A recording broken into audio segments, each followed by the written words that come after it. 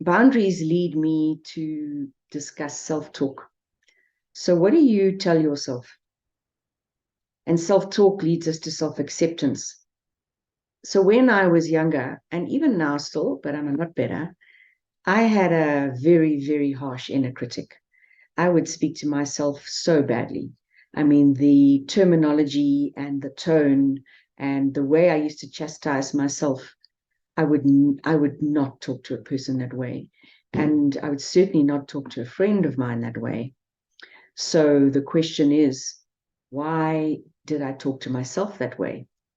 And a lot of that critic, that critique, and that conversation within myself, I have discovered, comes from a lack of respect for myself and a poor sense, a sense of very little self-worth. So I didn't believe that I deserved the things that would come my way, or that I was deserving of love or deserving of a good life. Have a look at, how do you speak to yourself? What are the conversations that you have with yourself? How do you chastise yourself? Because my inner voice and my inner critic has been a source of much unhappiness for me.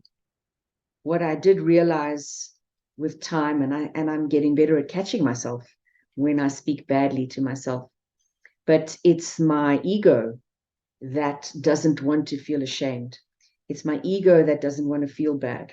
So my ego, in actual fact, is calling the shots. And my ego, in truth, doesn't have my health and my own situation at its core. The ego just doesn't want to be seen to be less than. But if I come into my heart space and I really genuinely look at what do I need, then I'm in a better position to make a decision that serves me, and that will serve me in the long run. Because, as I've said, it's not possible to serve and to treat and to be in a healing profession without being able to look after yourself and to replenish all of those energies and all of that love and all of that care that you are constantly putting out into the world. Let's touch a little bit on, the negative self-talk. For a long time, I was not even aware that I spoke to myself in that way. And as I embarked on this journey of what I would call wellness, I want to be balanced and I want to be at peace and live a life of ease and I want to be happy. And I'm responsible for all of those things for me, not responsible for them for anybody else. I started to ask the questions, why do I speak to myself that way? And it's a journey that I'm still very much on. And I learn something every single day. The more I look into the hurts, the conflicts, the traumas, the upsets, the unhappy childhoods, and all of those labels that we carry with us, and all of those incidents and things that have happened to us. I'm not undermining them at all. The more I realize that the more I understand who's the person behind the mask and who's the person behind all the layers.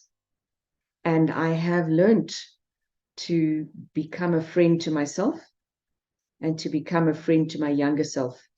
In my younger years, I was actually very lonely and ostracized. And I had a really tough time. And I took all of that on internally. So I blamed myself for being pushed out of a group. I blamed myself for not being accepted by my peers. And really, as I've grown older and I've started investigating, it's not actually that way. It has been fascinating to have a look at the layers and at the self-critic, because she comes out when I feel inadequate. And how many of you feel inadequate?